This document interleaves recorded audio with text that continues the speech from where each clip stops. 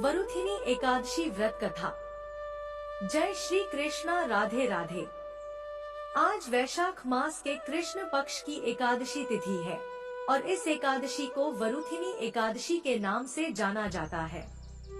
यह एकादशी सौभाग्य प्रदान करने वाली मानी गई है। इस व्रत में भगवान विष्णु के वराह अवतार की पूजा करनी चाहिए। वरुथिनी शब्द संस्कृत भाषा से बना है, जिसका मतलब है कवच या रक्षा करने वाला। यह एकादशी का व्रत भक्तों की हर कष्ट और संकट से रक्षा करता है, इसलिए इसे वरुथिनी 11 या वरुथिनी एकादशी कहा जाता है। तो आज मैं आपको सुना रही हूँ वरुथिनी एकादशी की बड़ी ही दुर्लभ कथा। इस कथा को सुनने से पहले आइए सुनते हैं भगवान श्री कृष्ण और उनके गरीब भक्त की दिव्य कथा। एक गांव में एक निर्धन जुलाहा दंपति रहता था। जुलाहे का नाम था माधव और उसकी पत्नी का नाम कांता था। वे दोनों बहुत परिश्रमी थे। सारा दिन काम करते, सुंदर सुंदर कपड़े बनाते, किंतु उनके बने कपड़ों की उनको अच्छी कीमत नहीं मिल पाती थी। फिर भी जो मिलता वे उसी में संतुष्ट रहते और एक टूटी फूटी झोपड़ी में रहकर अपना जीवन व्यतीत कर रहे थे। वे बहुत संतोषी स्वभाव के थे। वे दोनों भगवान श्री कृष्ण के अनन्य भक्त थे। दिन भर के परिश्रम के बाद जो भी समय मिलता उसे वे दोनों भगवान के भजन कीर्तन में बिता देते थे। माधव के पास एक तानपुरा और एक खड़ताल थी। जब वह दोनों मिलकर भजन गाते तो माधव तानपुरा बजाता और उसकी पत्नी खड़ताल। फिर तो दोनों भगवान के भजन में ऐसा डूब जाते कि उनको अपनी भूख प्यास की चिंता भी नहीं रहती। उन्होंने अपनी दीनहीन अवस्था के लिए कभी भगवान को कोई उलाहना नहीं दिया और अपने इसी जीवन में प्रसन्न थे। लेकिन एक दुख उनको सदा सताता रहता कि उनके कोई संतान नहीं थी। इसको लेकर वह सदा चिंतित रहा करते थे। चिंता तो थी, फिर भी दोनों सदा भगवान की भक्ति में मगन रहते थे। इसको भी उन्होंने भगवान की लीला समझकर स्वीकार कर लिया और निष्काम भाव से भगवान श्री कृष्ण की भक्ति में लीन रहते। जब उनकी आयु अधिक होने लगी तो एक दिन कांता ने माधव से कहा कि हमारी कोई संतान नहीं है। कहते हैं कि संतान के बिना मुक्ति प्राप्त नहीं होती। अब हमारी आयु भी अधिक हो चली है, ना जाने कब बुलावा आ जाए। मरने के बाद हमारी चिता को अग्नि कौन देगा? कौन हमारे लिए तर्पण आदि कार्य करेगा और कैसे हमारी मुक्ति होगी? माधव बोला, तू क्यों चिंता करती है, ठाकुर जी हैं, वही सब देखेंगे। माधव ने यह बात कह तो दी, किंतु वह भी चिंता में डूब गया। तभी उसके मन में एक विचार आया। वह नगर में गया और श्री कृष्ण के बाल रूप की एक मूर्ति ले आया। घर आकर बोला, अब तुझे चिंता करने की कोई आवश्यकता नहीं है। मैं यहाँ बाल गोपाल लेकर आया हूँ, अब से यही हमारे पुत्र हैं। माधव बोला, अगर हम संतानहीन हैं, तो यह भी इन्हीं की इच्छा है। हम इनको ही अपने पुत्र के समान प्रेम करेंगे। यही हमारे पुत्र का दायित्व पूर्ण करेंगे। माधव की यह बात सुनकर कांता अत्यंत प्रसन्न हुई। उसने बाल गोपाल को लेकर अपने हृदय से लगा लिया और बोली, आप बिल्कुल ठीक कह रहे हैं, आज से यही हमारा लाला है। फिर क्यों था, दोनों पति पत्नी ने घर का एक कोना साफ करके वहां बाल गोपाल के लिए एक स्थान बनाया और एक चौकी लगाकर उस पर बाल गोपाल को विराजित कर दिया। उस दिन से जुलाहा दंपत्ति का नियम हो गया। वह प्रतिदिन बाल गोपाल को स्नान कराते, उनको धुले वस्त्र पहनाते, अपने पुत्र की तरह उनको लाड लड़ाते, उन्हीं के सामने बैठकर भजन कीर्तन करते और वहीं सो जाते थे। वो दोनों अपने हाथों से बाल गोपाल के लिए सुंदर वस्त्र बनाकर उनको पहनाते, उन्हें खाना खिलाते, उनको झूला झुलाते और रात को उनको सुलाकर ही स्वयं सोते थे। इन सब में उनको बड़ा आनंद आता। धीरे धीरे दोनों बाल गोपाल को अपनी संतान के समान ही प्रेम करने लगे। बाल कृष्ण अब उनके परिवार का हिस्सा बन गए थे। कांता का नियम था कि वह रोज पहले अपने हाथों से अपने लाला को भोजन कराती, तब स्वयं भोजन करती थी। लाला को भोजन कराते समय उसको ऐसा ही प्रतीत होता जैसे वह अपने पुत्र को ही भोजन करा रही हो। उन दोनों के निश्चल प्रेम को देखकर करुणानिधान भगवान अत्यंत प्रसन्न हुए और उन्होंने अदृश्य रूप में आकर स्वयं भोजन करना आरंभ कर दिया। कांता जब प्रेम पूर्वक बाल गोपाल को भोजन कराती तो भगवान को प्रतीत होता मानो वह अपनी माँ के हाथों से भोजन कर रहे हो। उनको कांता के हाथ से प्रेम पूर्वक मिलने वाले हर कौर में माँ का प्रेम प्राप्त होता था। भगवान श्री कृष्ण स्वयं माँ की उस प्रेम लीला के वशीभूत हो गए, किंतु कांता कभी नहीं जान पाई कि स्वयं बाल गोपाल उसके हाथ से भोजन करते हैं। एक दिन घर का काम बहुत अधिक होने के कारण कांता बाल गोपाल को भोजन कराना भूल गई। गर्मी का समय था। भरी दोपहरी में दोनों पति पत्नी कार्य करते करते थक गए और बिना भोजन किए ही सो गए। उनको सोए हुए कुछ ही देर हुए थे कि उनको एक आवाज सुनाई दी, मैया, बाबा, मुझको भूख लगी है। दोनों हड़बड़ाकर उठ गए। चारों ओर देखा आवाज कहां से आई, किंतु कुछ दिखाई नहीं दिया। तभी अचानक लीला को याद आया कि आज उसने अपने लाला को भोजन नहीं कराया है। वह हड़बड़ाकर उठी और दौड़कर लाला के पास पहुंची तो देखा कि बाल गोपाल का मुख कुम्हलाया हुआ है। इतना देखते ही दोनों पति पत्नी वहीं उनके चरणों में गिर पड़े। दोनों की आंखों से आंसुओं की धार बह निकली। कांता तुरंत भोजन लेकर आई और ना जाने कैसा प्रेम उमड़ा कि उसने लाला को उठाकर अपनी गोद में बैठा लिया और भोजन कराने लगी। दोनों पति पत्नी रोते जा रहे थे और लाला को भोजन कराते जा रहे थे। साथ ही बार बार उनसे अपने द्वारा हुए अपराध के लिए क्षमा मांगते जा रहे थे। ऐसा प्रगाढ़ प्रेम देखकर भगवान अत्यंत द्रवित हुए और अंतर्यामी भगवान श्रीहरि साक्षात रूप में प्रकट हो गए।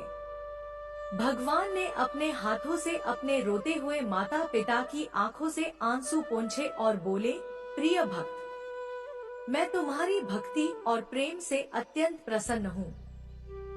तुम जो चाहो वर मांग लो, मैं तुम्हारी प्रत्येक इच्छा पूर्ण करूँगा। इतना सुनते ही दोनों भगवान के चरणों में गिर पड़े और बोले, हे दया निधान, आप हमसे प्रसन्न हैं और स्वयं हमारे सम्मुख उपस्थित है। इसी से हमारा जीवन धन्य हो गया। इससे अधिक हमें और क्या चाहिए? इससे अधिक किसी भी वस्तु का भला क्या महत्व हो सकता है? आपकी कृपा हम पर बनी रहे, बस इतनी कृपा करना। भगवान श्रीहरि बोले, यदि तुम चाहो तो मैं तुम्हारे जीवन में संतान के अभाव को समाप्त कर तुम्हें एक सुंदर संतान प्रदान करूं। यह सुनते ही माधव और कांता एकदम व्याकुल होकर बोले, नहीं भगवान, हमको संतान नहीं चाहिए। उनका उत्तर सुनकर भगवान ने पूछा, किंतु क्यों? अपने जीवन में संतान की कमी को पूर्ण करने के लिए ही तो तुम मुझको अपने घर लेकर आए थे। यह सुनकर वह दोनों बोले, प्रभु, हमको भय है कि यदि हमको संतान प्राप्त हो गई तो हमारा मोह उस संतान के प्रति बढ़ जाएगा और हम अब की तरह आपकी सेवा नहीं कर पाएंगे। उनका प्रेम और भक्ति से भरा उत्तर सुनकर करुणा निधान भगवान करुणा से भर उठे। उनके विचार सुनकर स्वयं भगवान की आंखों से अश्रु गिरने लगे। भगवान श्री हरि विष्णु बोले, हे मैया और बाबा, मैं यहाँ आया तो था आपके ऋण को उतारने के लिए, किंतु आपने तो मुझको सदा सदा के लिए अपना ऋणी बना दिया। मैं आपके प्रेम का यह ऋण कभी नहीं उतार पाऊंगा। मैं सदा सदा तुम दोनों का ऋणी रहूंगा। मैं तुम्हारे प्रेम से अत्यंत प्रसन्न हूँ। तुमने अपने निर्मल प्रेम से मुझको भी अपने बंधन में बांध लिया है। मैं तुम्हें वचन देता हूँ कि आज से मैं तुम्हारे पुत्र के रूप में तुम्हारे समस्त कार्य पूर्ण करूँगा। तुम्हें कभी संतान का अभाव नहीं होने दूंगा। तुम ये तो जानते ही हो कि मेरा वचन कभी असत्य नहीं होता। ऐसा कहकर भक्तवत्सल भगवान बाल गोपाल की प्रतिमा में विलीन हो गए। उस दिन से माधव और कांता का जीवन बिल्कुल ही बदल गया। उन्होंने सारा काम धंधा छोड़ दिया और सारा दिन बाल गोपाल के भजन कीर्तन और उनकी सेवा में व्यतीत करने लगे। भजन करते हुए उनको न भूख सताती और न ही प्यास लगती थी। उन्होंने सभी प्रकार की इच्छाओं का पूर्ण रूप से त्याग कर दिया। अब माधव कभी कोई कार्य करता तो केवल अपने बाल गोपाल के लिए सुंदर सुंदर वस्त्र बनाने का। उनके सामने जब भी कोई परेशानी आती तो बाल गोपाल एक बालक के रूप में उपस्थित हो जाते और उनके समस्त कार्य पूर्ण कर देते।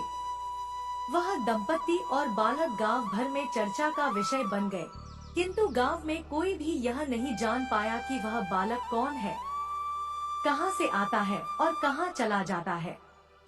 धीरे धीरे समय बीतने लगा। अब जुलाहे दंपति बूढ़े हो चले थे, किंतु भगवान की कृपा उन पर बनी रही। अब दोनों की आयु पूर्ण होने का समय आ चला था।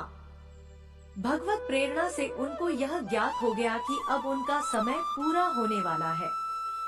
इसी के चलते एक दिन दोनों ने भगवान को पुकारा। ठाकुर जी तुरंत प्रकट हो गए और उनसे उनकी इच्छा जाननी चाहिए। दोनों भक्त दंपति भगवान के चरणों में प्रणाम करके बोले, हे प्रभु, हमने अपने पूरे जीवन में आपसे कभी कुछ नहीं मांगा, किंतु अब जीवन का अंतिम समय आ गया है, इसलिए आपसे कुछ मांगना चाहते हैं। भगवान बोले, निसंकोच होकर अपनी कोई भी इच्छा कहो, मैं वचन देता हूँ कि तुम्हारी प्रत्येक इच्छा को पूर्ण करूँगा। तब बाल गोपाल के अगाध प्रेम में डूबे वह वृद्ध दंपति बोले, हे नाथ, हमने अपने पुत्र के रूप में आपको देखा है। आपने भी पुत्र के समान ही हमारी सेवा की है। अब वह समय आ गया है जिसके लिए कोई भी माता पिता पुत्र की कामना करते हैं।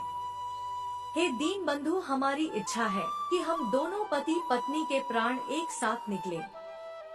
हे दया निधान, जिस प्रकार एक पुत्र अपने माता पिता की अंतिम क्रिया करता है और उनको मुक्ति प्रदान करता है, उसी प्रकार है परमेश्वर, हमारी अंतिम क्रिया आप अपने हाथों से कर हमें मुक्ति प्रदान करें।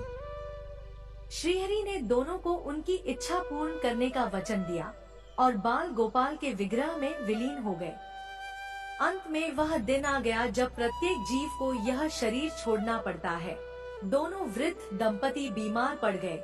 उन दोनों की भक्ति की चर्चा गांव भर में थी, इसलिए गांव के लोग उनका हाल जानने के लिए उनकी झोपड़ी के पास आ गए, किंतु उन दोनों का ध्यान तो श्रीहरि में रम चुका था। उनको नहीं पता था कि कौन आया है कौन नहीं। तभी अचानक एक चमत्कार हुआ। जुलाहे की झोपड़ी एक तीव्र और अलौकिक प्रकाश से भर उठी। वहां उपस्थित समस्त लोगों की आंखें बंद हो गई। किसी को कुछ भी दिखाई नहीं पड़ रहा था। कुछ लोग तो झोपड़ी से बाहर आ गए तो कुछ वहीं धरती पर बैठ गए। तभी श्री हरि अपने दिव्य चतुर्भुज रूप में प्रकट हुए। उनकी अद्भुत शोभा समस्त सृष्टि को आलोकित करने वाली थी, जो वातावरण में एक दिव्य सुगंध भर गई। वे अपनी मंद मंद मुस्कान से अपने उन भक्त माता पिता की ओर देख रहे थे। उनका यह दिव्य रूप देखकर दोनों वृद्ध अत्यंत आनंदित और मंत्रमुग्ध हुए जा रहे थे। अपने दिव्य दर्शनों से दोनों को तृप्त करने के बाद करुणा में लीलाधारी समस्त सृष्टि के पालन करता श्री हरि वहीं उन दोनों के निकट धरती पर ही उनके सिरहाने बैठ गए। भगवान ने उन दोनों भक्तों का सर अपनी गोद में रख लिया। उनके शीश पर प्रेम पूर्वक अपना हाथ रखा। तत्पश्चात अपने हाथों से उनके नेत्र बंद कर दिए। इतना करते ही तत्काल दोनों के प्राण निकलकर श्रीहरि में विलीन हो गए। पंचभूतों से बना शरीर पंचभूतों में विलीन हो गया। कुछ समय बाद जब वह दिव्य प्रकाश का लोप हुआ, तो सभी उपस्थित ग्रामीणों ने देखा कि वहाँ ना तो माधव था, ना ही कांता थी और ना ही बाल गोपाल। बचे थे तो मात्र कुछ फूल जो धरती पर पड़े थे और एक दिव्य सुगंध जो वातावरण में चारों ओर फैली थी। विस्मित ग्रामीणों ने श्रद्धा से उस धरती को नमन किया। उन पुष्पों को उठाकर ग्रामवासियों ने शीश से लगाया तथा माधव और कांता की भक्ति और गोविंद के नाम का गुणगान करते हुए चल दिए। उन पुष्पों को श्री गंगा जी में विसर्जित करने के लिए। सच्चा भक्त वह है जो एक क्षण के लिए भी भक्ति से विमुख नहीं होता है, अर्थात जिसका चित्त ईश्वर में अखंड बना रहता है, वही सच्चा भक्त कहलाता है। सरल शब्दों में कहें तो भक्ति के अंतिम चरण का अनुभव करने वाले को ही भक्त कहते हैं। एक बार प्रेम से बोलिए विष्णु भगवान की जय। अब आइए श्रवण करते हैं वरुथिनी एकादशी की कथा, जिसे सुनने मात्र से सभी मनोकामनाएं पूर्ण होती हैं तथा घर में सुख समृद्धि, धन संपत्ति और खुशहाली आती है। तो आप लोग बड़ी ही श्रद्धा और प्रसन्न चित्त मन से इस कथा को पूरा अवश्य सुनिएगा। तो आइए भगवान श्री लक्ष्मी नारायण जी के चरणों का ध्यान करते हुए इस कथा को सुनते हैं। एक बार अर्जुन के पूछने पर भगवान श्री कृष्ण जी ने इस कथा को सुनाया था। प्राचीन समय में नर्मदा तट पर मांधाता नामक राजा रहता था। राजकाज करते हुए भी वह अत्यंत दानशील और तपस्वी था। एक दिन जब वह तपस्या कर रहा था, उसी समय एक जंगली भालू आकर उसका पैर चबाने लगा। थोड़ी देर बाद वह राजा को घसीट कर वन में ले गया। तब राजा ने घबराकर तपस्या धर्म के अनुकूल क्रोध न करके भगवान श्री विष्णु जी से प्रार्थना की। भक्तजनों की बात शीघ्र सुनने वाले भगवान श्री हरि विष्णु जी वहां प्रकट हुए तथा भालू को चक्र से मार डाला। राजा का पैर भालू खा चुका था। इससे राजा बहुत ही शोकाकुल था, अर्थात चिंतित था। भगवान श्री हरि विष्णु जी ने उसको दुखी देखकर कहा कि हे वत्स, मथुरा में जाकर तुम मेरी वराह अवतार वाली मूर्ति की पूजा करो और वरुथिनी एकादशी का व्रत करो। इसके प्रभाव से तुम पुनः अंगों वाले हो जाओगे और तुम्हारा पैर फिर से आ जाएगा।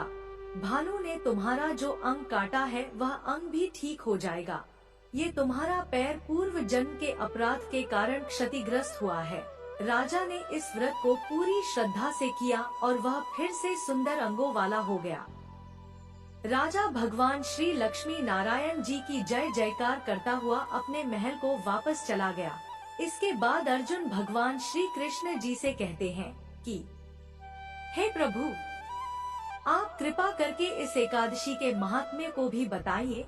तब भगवान श्री कृष्ण जी वरुथिनी एकादशी के व्रत के महात्म्य को बताना शुरू करते हैं। भगवान श्री कृष्ण कहते हैं, हे अर्जुन, वरुथिनी एकादशी सौभाग्य प्रदान करने वाली है।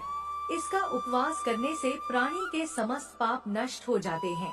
यदि इस उपवास को दुखी सधवा स्त्री करती है तो उसे सौभाग्य की प्राप्ति होती है। वरुथिनी एकादशी के प्रभाव से ही राजा मांधाता को स्वर्ग की प्राप्ति हुई थी।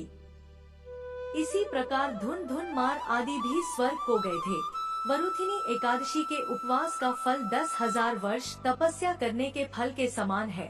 कुरुक्षेत्र में सूर्य ग्रहण के समय जो फल एक बार स्वर्ण दान करने से प्राप्त होता है, वही फल वरुथिनी एकादशी का उपवास करने से प्राप्त होता है।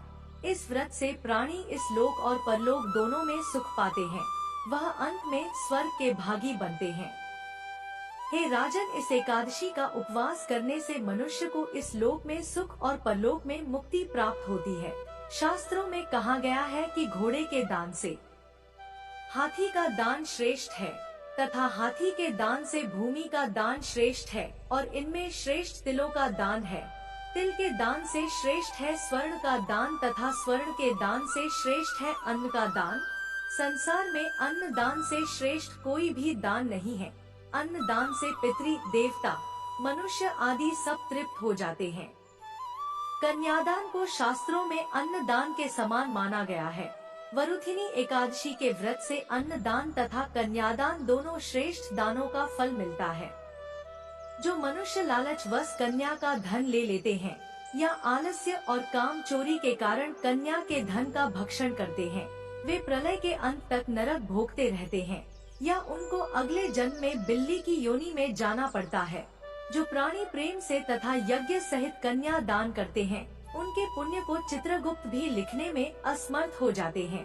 जो प्राणी इस वरुथिनी एकादशी का उपवास करते हैं, उन्हें कन्यादान का फल प्राप्त होता है। वरुथिनी एकादशी का व्रत करने वाले को दशमी के दिन से निम्नलिखित वस्तुओं का त्याग कर देना चाहिए। पहला, कांसे के बर्तन में भोजन नहीं करना चाहिए। मांस नहीं खाना चाहिए। मसूर की दाल, चना, कोदो, शाक, शहद, दूसरे का अन्न, दूसरी बार भोजन करना, यह सब नहीं करना चाहिए। व्रत करने वाले को पूर्ण ब्रह्मचर्य से रहना चाहिए। रात को सोना नहीं चाहिए, अपितु सारा समय शास्त्र चिंतन तथा भजन कीर्तन आदि में लगाना चाहिए। दूसरों की निंदा तथा नीच पापी लोगों की संगत भी नहीं करनी चाहिए। क्रोध करना या झूठ बोलना भी वर्जित है। तेल अथवा अन्न भक्षण की भी मनाही है। हे राजन, जो मनुष्य इस एकादशी का व्रत विधान पूर्वक करते हैं, उन्हें स्वर्ग लोक की प्राप्ति होती है। अतः मनुष्य को निकृष्ट कर्मों से भयभीत होना चाहिए। इस व्रत के महात्म्य को पढ़ने से 1000 गौ दान का पुण्य प्राप्त होता है। इसका फल गंगा स्नान करने के फल से भी अधिक होता है। सौभाग्य का आधार संयम है। प्रत्येक परिस्थिति में सभी प्रकार से संयम रखने से मनुष्य के सुख और सौभाग्य में वृद्धि होती है। यदि प्राणी में संयम नहीं है तो उसके द्वारा किए गए तप, त्याग तथा भक्ति, पूजा आदि सभी व्यर्थ हो जाते हैं। आज के दिन भगवान विष्णु को तुलसी मिश्रित जल अर्पित करने से माँ लक्ष्मी का घर में आगमन होता है तथा माँ लक्ष्मी घर में स्थायी रूप से निवास करती है। वरुथिनी एकादशी व्रत करने के लिए व्यक्ति को प्रातः उठकर नित्य कर्म क्रियाओं से मुक्त होने के बाद स्नान आदि करने के बाद व्रत का संकल्प लेना होता है। स्नान करने के लिए एकादशी व्रत में जिन वस्तुओं का पूजन किया जाता है, उन वस्तुओं से बने लेप से स्नान करना शुभ होता है। इसमें आंवले का लेप, मिट्टी आदि और तिल का प्रयोग किया जा सकता है। प्रातः व्रत का संकल्प लेने के बाद श्री विष्णु जी की पूजा की जाती है। पूजा करने के लिए धान्य का ढेर रखकर उस पर मिट्टी या तांबे का घड़ा रखा जाता है। घड़े पर लाल रंग का वस्त्र बांधकर उस पर भगवान श्री लक्ष्मी नारायण जी की पूजा धूप, दीप और पुष्प से की जाती है। बोलिए श्री लक्ष्मी नारायण भगवान की जय। बोलिए बोलिए श्री राधा कृष्ण भगवान की जय। आइए अब मनोकामनाओं की पूर्ति करने वाली दूसरी कथा को सुनते हैं। इस कथा को पूरा अवश्य सुनिएगा। एक बार भगवान श्री कृष्ण जी और अर्जुन भ्रमण पर निकले तो उन्होंने मार्ग में एक निर्धन ब्राह्मण को भिक्षा मांगते देखा। अर्जुन को उस पर दया आ गई और उन्होंने उस ब्राह्मण को स्वर्ण मुद्राओं से भरी एक पोटली दे दी, जिसे पाकर ब्राह्मण प्रसन्नता पूर्वक अपने सुखद भविष्य के सुंदर स्वप्न देखता हुआ घर लौट चला। किंतु उसका दुर्भाग्य उसके साथ चल रहा था। रास्ते में एक लुटेरे ने उससे वह पोटली छीन ली। ब्राह्मण दुखी होकर फिर से भिक्षा वृत्ति में लग गया। अगले दिन फिर अर्जुन की दृष्टि जब उस ब्राह्मण पर पड़ी तो उन्होंने उससे इसका कारण पूछा। ब्राह्मण ने सारा विवरण अर्जुन को बता दिया। ब्राह्मण की व्यथा सुनकर अर्जुन को फिर से उस पर दया आ गई। अर्जुन ने विचार किया और इस बार उन्होंने ब्राह्मण को मूल्यवान एक माणिक्य दिया। ब्राह्मण उसे लेकर घर पहुंचा। उसके घर में एक पुराना घड़ा था जो बहुत समय से प्रयोग नहीं किया गया था। ब्राह्मण ने चोरी होने के भय से माणिक्य उस घड़े में छुपा दिया, किंतु उसका दुर्भाग्य दिन भर का थका मादा होने के कारण उसे नींद आ गई। इस बीच ब्राह्मण की स्त्री नदी में जल लेने चली गई, किंतु मार्ग में ही उसका घड़ा टूट गया। उसने सोचा घर में जो पुराना घड़ा पड़ा है उसे ले आती हूँ। ऐसा विचार कर वह घर लौटी और उस पुराने घड़े को लेकर चली गई, और जैसे ही उसने घड़े को नदी में डुबोया वह माणिक्य भी जल की धारा के साथ बह गया। ब्राह्मण को जब यह बात पता चली तो अपने भाग को कोसता हुआ वह फिर से भिक्षा मांगने लगा। अर्जुन और भगवान श्री कृष्ण जी ने जब फिर उसे इस दरिद्र अवस्था में देखा तो जाकर उसका कारण पूछा। सारा वृतांत सुनकर अर्जुन को बड़ी हताशा हुई और मन ही मन सोचने लगे कि इस अभागे ब्राह्मण के जीवन में कभी सुख नहीं आ सकता। अब यहाँ से प्रभु की लीला प्रारंभ हुई। उन्होंने उस ब्राह्मण को 2 पैसे दान में दिए। तब अर्जुन ने उनसे पूछा, प्रभु मेरी दी मुद्राएं और माणिक्य भी इस अभागे की दरिद्रता नहीं मिटा सके तो इन 2 पैसों से इसका क्या होगा। अर्जुन के मुख से ऐसी बातें सुनकर प्रभु बस मुस्कुरा भर दिए और अर्जुन से उस ब्राह्मण के पीछे जाने को कहा। रास्ते में ब्राह्मण सोचता हुआ जा रहा था कि 2 पैसों से तो एक व्यक्ति के लिए भी भोजन नहीं आएगा, प्रभु ने उसे इतना तुच्छ दान क्यों दिया। अर्जुन मन ही मन सोचने लगे कि प्रभु की यह कैसी लीला है। ऐसा विचार करते हुए वो चले जा रहे थे। ब्राह्मण की दृष्टि एक मछुआरे पर पड़ी। उसने देखा कि मछुआरे के जाल में एक मछली फंसी है और वह छूटने के लिए तड़प रही है। ब्राह्मण को उस मछली पर दया आ गई। उसने सोचा, इन 2 पैसों से पेट की आग तो बुझेगी नहीं, क्यों ना इस मछली के प्राण ही बचा लिए जाएं। यह सोचकर उसने 2 पैसों में उस मछली का सौदा कर लिया और मछली को अपने कमंडल में डाल लिया। कमंडल में जल भरा और मछली को नदी में छोड़ने चल पड़ा। तभी मछली के मुख से कुछ निकला। उस निर्धन ब्राह्मण ने देखा, वह वही माणिक था जो उसने घड़े में छुपाया था। ब्राह्मण प्रसन्नता के मारे चिल्लाने लगा, मिल गया, मिल गया। तभी भाग्यवश वह लुटेरा भी वहां से गुजर रहा था जिसने ब्राह्मण की मुद्राएं लूटी थी। उसने ब्राह्मण को चिल्लाते हुए सुना, मिल गया, तो लुटेरा भयभीत हो गया। उसने सोचा कि ब्राह्मण उसे पहचान गया है और इसलिए चिल्ला रहा है। अब जाकर राज दरबार में उसकी शिकायत करेगा। इससे डरकर वह ब्राह्मण से रोते हुए क्षमा मांगने लगा और उससे लूटी हुई सारी मुद्राएं भी उसे वापस कर दी। यह देख अर्जुन भगवान श्री कृष्ण जी के आगे नतमस्तक हुए बिना नहीं रह सके। अर्जुन बोले, प्रभु यह कैसी लीला है। जो कार्य थैली भर स्वर्ण मुद्राएं और मूल्यवान माणिक्य नहीं कर सका, वह आपके 2 पैसों ने कर दिखाया। भगवान श्री कृष्ण जी ने कहा है, अर्जुन यह अपनी सोच का अंतर है। जब तुमने उस निर्धन को थैली भर स्वर्ण मुद्राएं और मूल्यवान माणिक्य दिया, तब उसने मात्र अपने सुख के विषय में सोचा, किंतु जब मैंने उसको 2 पैसे दिए तब उसने दूसरों के दुख के विषय में सोचा। इसलिए है अर्जुन, सत्य तो यही है कि जब आप दूसरों के दुख के विषय में सोचते हैं, जब आप दूसरों का भला कर रहे होते हैं, तब आप ईश्वर का कार्य कर रहे होते हैं और तब ईश्वर आपके साथ होते हैं। एक बार प्रेम से बोलिए, श्री राधा कृष्ण भगवान की जय। बोलिए, श्री लक्ष्मी नारायण भगवान जी की जय। अब आइए श्रवण करते हैं एकादशी के दिन सुनी जाने वाली तुलसी माता की कथा। एक समय की बात है, एक परिवार में ननद और भाभी साथ साथ रहा करती थी। ननद का विवाह अभी नहीं हुआ था। वह तुलसी जी के पौधे की बहुत सेवा करती थी। नियम से तुलसी को सींचती और दीपक जलाती थी, लेकिन उसकी भाभी को यह सारी बातें बिल्कुल भी पसंद नहीं थी।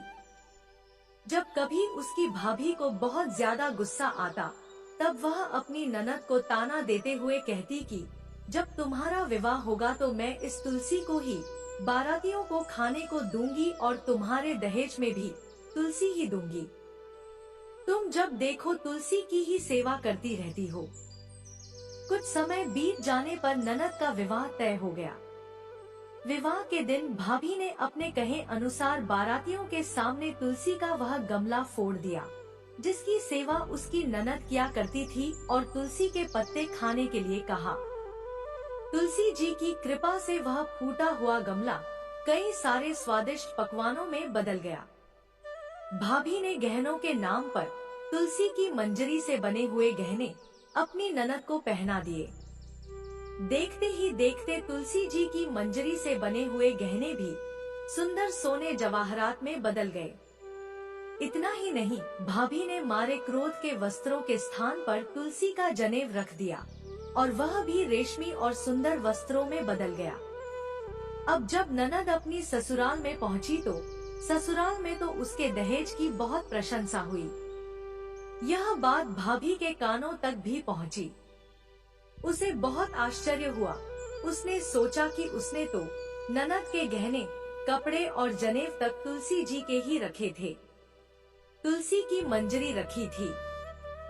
यह सब जानकर भाभी को बहुत आश्चर्य हुआ। अब उसे तुलसी की पूजा का महत्व समझ में आ गया। उस भाभी की भी एक लड़की थी। वह तब अपनी बेटी से कहने लगी कि बेटी, तुम भी तुलसी की सेवा किया करो, तुम्हें भी तुम्हारी बुआ की तरह फल मिलेगा। वह जबरदस्ती अपनी बेटी से तुलसी की सेवा करने को कहा करती, लेकिन लड़की का मन तो तुलसी की सेवा में लगता ही नहीं था। धीरे धीरे समय बीता, भाभी की लड़की बड़ी हो गई। अब उसके विवाह का समय आ गया।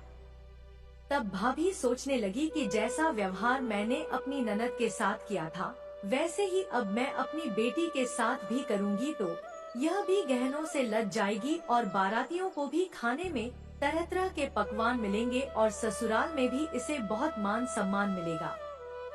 यही सोचकर भाभी बारातियों के सामने तुलसी का गमला फोड़ देती है, लेकिन इस बार गमले की मिट्टी मिट्टी ही रहती है। मंजरी और पत्ते भी अपने ही रूप में रहते हैं। जनेम ने भी अपना रूप नहीं बदला और जब भाभी ने सभी बारातियों को खाने में तुलसी के पत्ते दिए, तो यह देखकर सभी लोग और बाराती भी भाभी की बुराई करने लगे। भाभी ने लालच में आकर अपनी बेटी के दहेज में भी तुलसी के पत्ते और मंजरी आदि रख दिए थे। जब बेटी अपनी ससुराल पहुंची तो वहां पर भी उसकी बुराई ही हुई। भाभी गुस्से के मारे कभी भी अपनी ननद को नहीं बुलाती थी। एक दिन भाई ने सोचा कि मेरी पत्नी तो मेरी बहन को बुलाती नहीं है, क्यों ना मैं ही अपनी बहन से मिलकर आऊं। यह सोचकर उसने अपनी पत्नी से कहा और कुछ उपहार अपनी बहन के लिए ले जाने की बात कही, तो भाभी ने थैले में ज्वार भरकर कह दिया कि यह लो और कुछ नहीं है, तुम यही लेकर जाओ। तब भाई बहुत दुखी मन से अपनी बहन के पास चल दिया। रास्ते में वह सोचता रहा कि कोई भाई भला अपनी बहन के घर ज्वार कैसे लेकर जा सकता है। यही सोचकर वह गौशाला के पास रुक गया और ज्वार का वह थैला उसने एक गाय के सामने पलट दिया। तभी एक ग्वाले ने यह सब देख लिया। तब ग्वाले ने आकर भाई से कहा कि अरे, आप गाय के सामने यह हीरे मोती और सोना क्यों डाल रहे हो? इसे तो घास डालनी होती है। तब भाई ने देखा तो वह हैरान रह गया।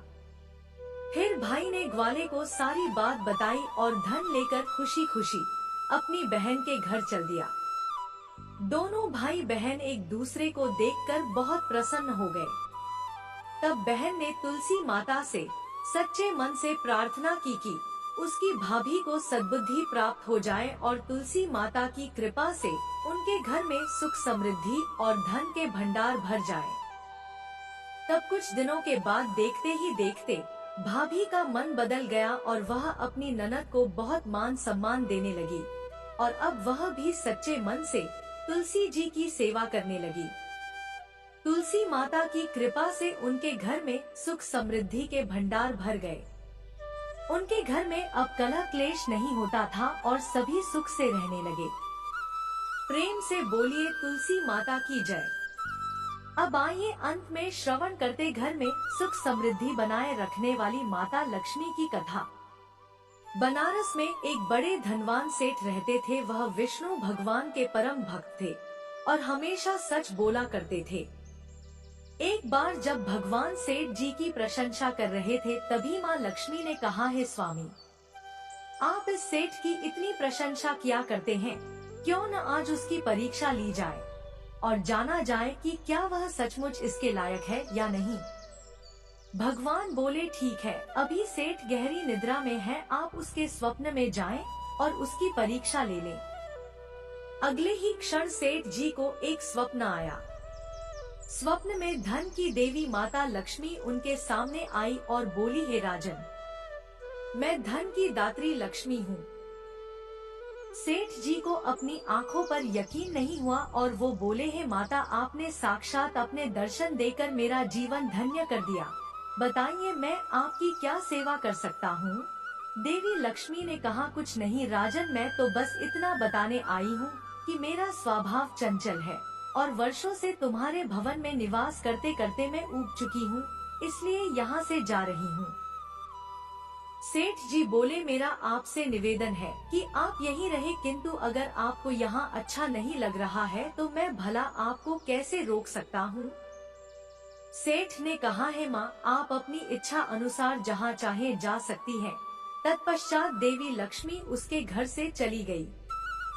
थोड़ी देर बाद माता लक्ष्मी रूप बदलकर पुनः सेठ के स्वप्न में यश के रूप में आईं और बोली, सेठ मुझे पहचान रहे हो कि मैं कौन हूँ? सेठ ने कहा, नहीं महोदय, मैंने आपको नहीं पहचाना।